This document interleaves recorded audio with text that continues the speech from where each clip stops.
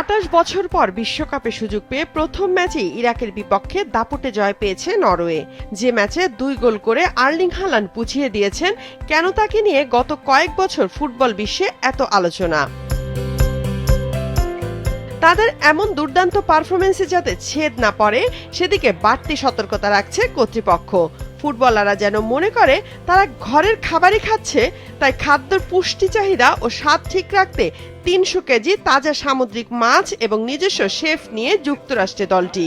শুধু মাছই নয়, রয়েছে ১১৬ কেজি ব্রাউন চিজ, ৬,০০০ কমলা সহ নানা তাজা ফল। এক লাইটেই নিশ্চিন্তে চলে দিনের পর দিন। Walton emergency bulb, the best emergency bulb. ৬০ জনের দলের ৪ বেলার পরিকল্পনা করে খাবার তৈরির দায়িত্বে আছেন শেফ অ্যারন এসপেলান্ট। ১৯৯০ সাল থেকে এই দলটির সঙ্গে আছেন অ্যারন। আমরা এখানে অনেকদিন থাকছি, খেলোয়াড়রা যাতে ঘরের খাবারের স্বাদ পায় সেটাই আমাদের লক্ষ্য। নরওয়ের শীতল উপকূল থেকে কিছু মাছ ও ঝিনুক এনেছি। নর্ডিক খাবার প্রচলিত আমেরিকান খাদ্য অভ্যাস থেকে ভিন্ন।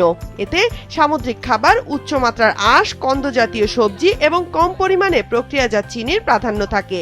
হালান্ড ওডেকার্ডদের প্রিয় খাবারও সামুদ্রিক মাছ। আর মাঠে সেরাটা দিতে হলে পর্যাপ্ত প্রোটিন, ভিটামিন, ওমেগা প্রয়োজন। টুর্নামেন্টের লম্বা সময়ে তাদের সেই চাহিদা পূরণ করতে মাছের তালিকায় আছে রেডফিশ, স্যামন, মাউন্টেন ট্রাউট, আর্কটিক চার এবং হ্যালিবার্ট। এক কথায় ভ্রাম্যমাণ রান্নাঘর সাথে নিয়ে এসেছে নরওয়ের ফুটবল দল। তারা বিশ্বাস করে পরিচিত খাবার খেলে খেলোয়াড়রা সুস্থ থাকবে, পেটে কোনো সমস্যা হবে না। বেশিরভাগ খেলোয়াড়ই সারা বছর বিদেশে খেলে, তাই এটা তাদের জন্য একরকম বাড়ি ফেরার মতো। আমরা তাদের এই অনুভূতিটাই দেওয়ার চেষ্টা করছি। হ্যাঁ, প্রায় ৩০০ কিলোগ্রাম নরওয়ের রেডফিশ, যেমন salmon, trout, mountain trout, Arctic চার, আর সোমবার আমরা হ্যালিবার্ট পেয়েছি। এটা রোগাল্যান্ডের অন্যতম সেরা। বিশ্বকাপে গ্রুপ আই এ নরওয়ের সাথে আছে ২০২২ সালে ফাইনাল খেলা ফ্রান্স এবং সেনেগাল ও ইরাক। নরওয়ের পরের ম্যাচ ২৩ জুন সেনেগালের বিপক্ষে।